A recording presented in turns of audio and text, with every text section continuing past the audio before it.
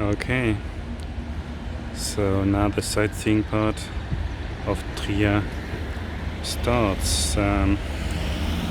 This is a commemorative plaque and a monument to Karl Marx, who with his ideas in the 19th century extremely influenced political thought, especially towards communism. He lived from 1818, he was born here in this town, until 1883.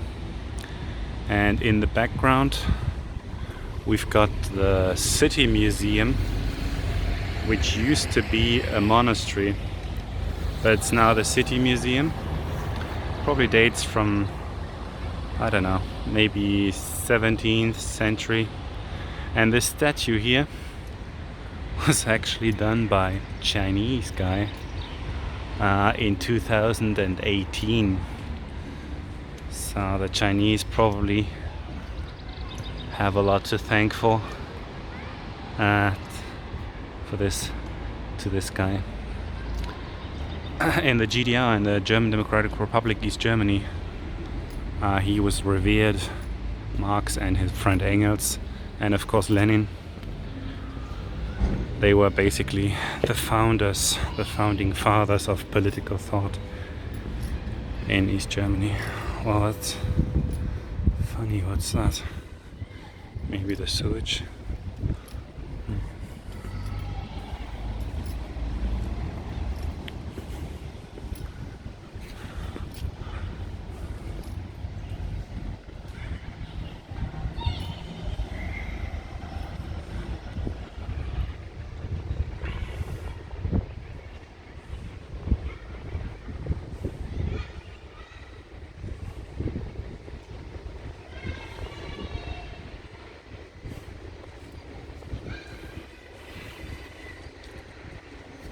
Okay, so this is older than I thought. It's actually already documented historically in 1034, but the buildings probably don't date from that time. Yeah, maybe that's old sewage canals from the Romans, because it says drinking water. I mean, this could be, or it's part of the old sewage system of the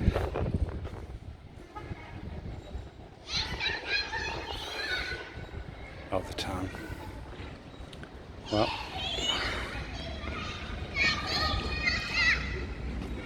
okay, here we are.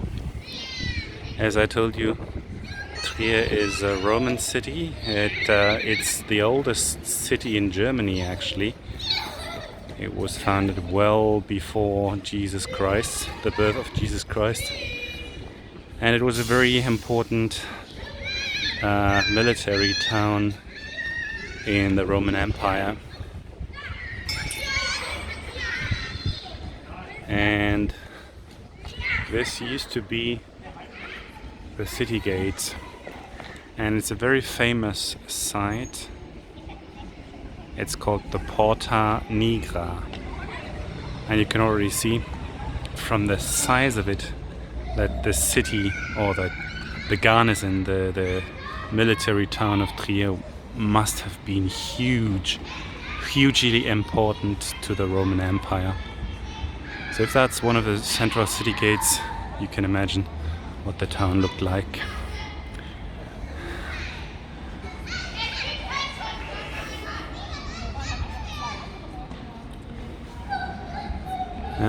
And I mean, the road was wide. So this is, as I said, the former monastery. Simeon it's called, because there used to be a monk who actually lived like a eremit, like a castaway, in this gate somewhere in the tower, and he was buried in this monastery, and I think he might have even founded the monastery.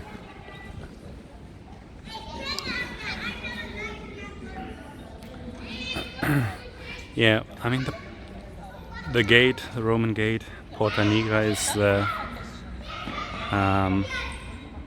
the most well-known symbol and monument of Trier. It's a World Heritage Site of the UNESCO. It was built at the end of the 2nd century, and it's counted among the best preserved and the biggest city gates of the antique world. Yeah, in the 11th century, the monk Simeon, he lived in the east tower of the gate, and after his death he was revered, and actually the gate was turned into a church, and it was baptized Saint Simeon. And then in the 11th, 12th century, the monastery was founded.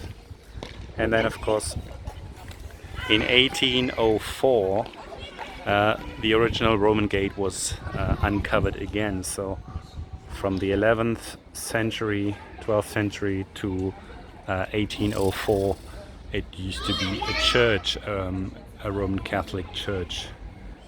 And in 1804, Napoleon ordered the uncovering of the Roman original gate. Very interesting. And that's the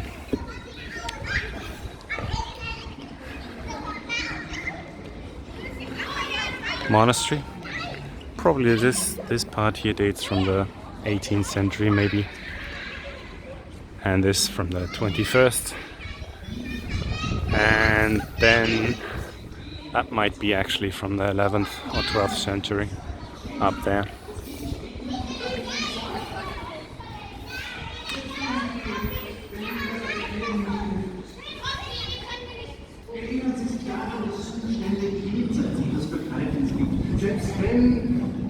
Selbst wenn Sie sich sicher fühlen, ist dies nur ein Gefühl und keine Tatsache.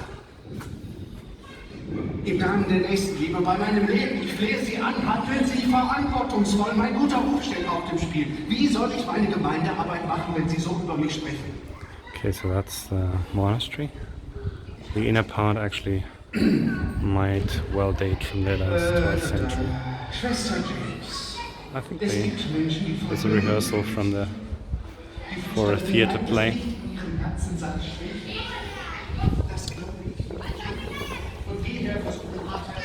Must be a nice sight to listen to theater plays in this courtyard of the monastery.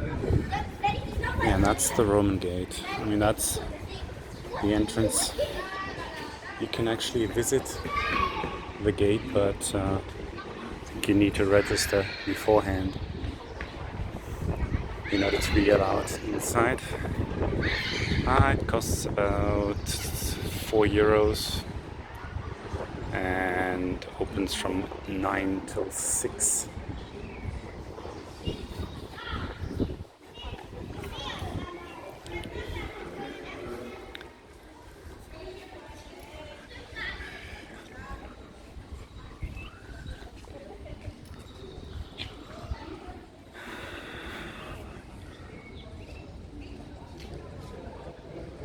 Huge.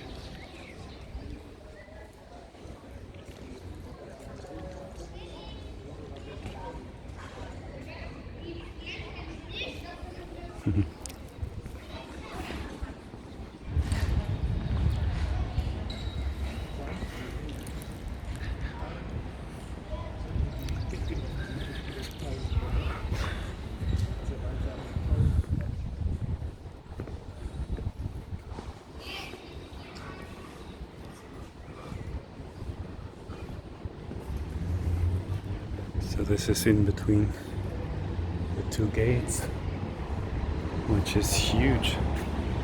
I mean, look at this. It's a real gate. So we've got like two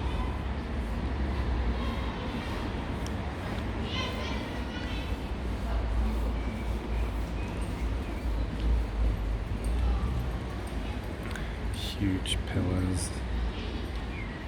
The right one is bigger than the left one. And you can see that it's sandstone. It degrades, it deteriorates with the time. And somehow they used different stones and rocks to complement the missing parts of the sandstone. And here we've got some old inscription.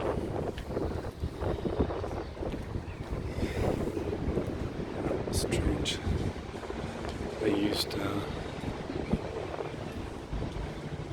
different things to complement.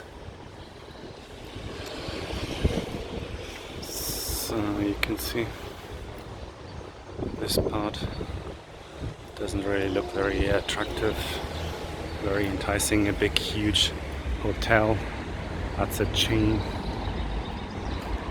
and 50s building after the war.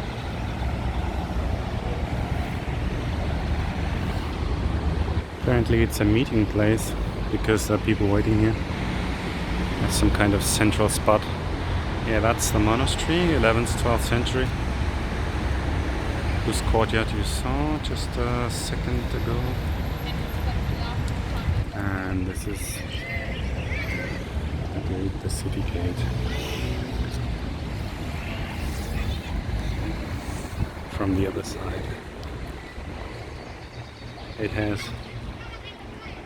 4 stories on the right side and 3 stories on the left side. The biggest city gate still there of the Roman Empire.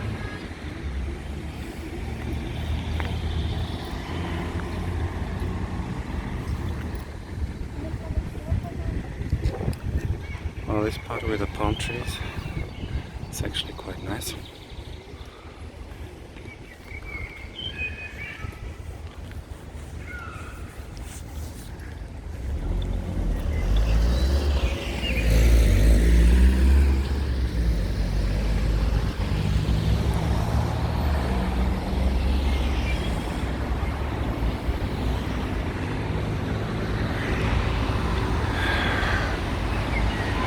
And I guess the left-hand part they probably added because it looks different, looks newer.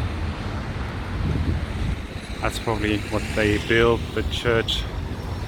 They probably added the left-hand part in the 11th, 12th, 13th century. And the original gate is just those 2 pillars.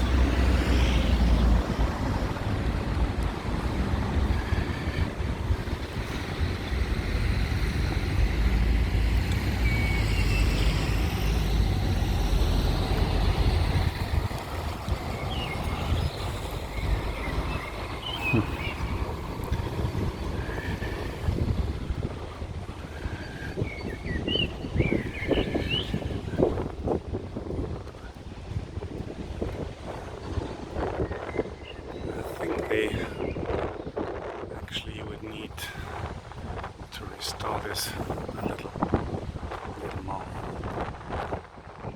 And actually use sandstone again.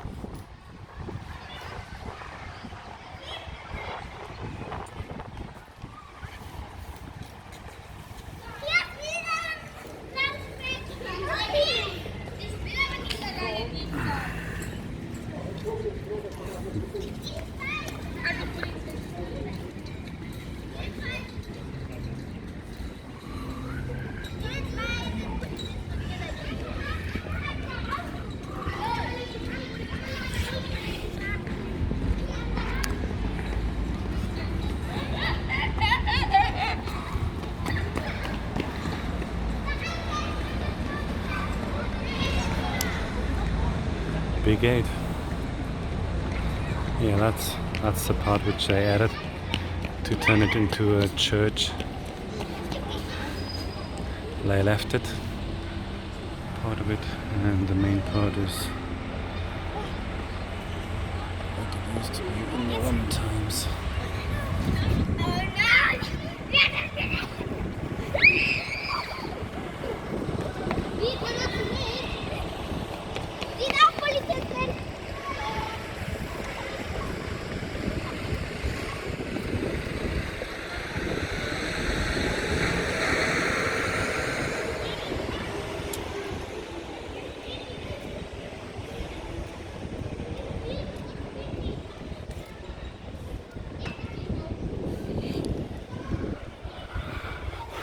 Really impressive.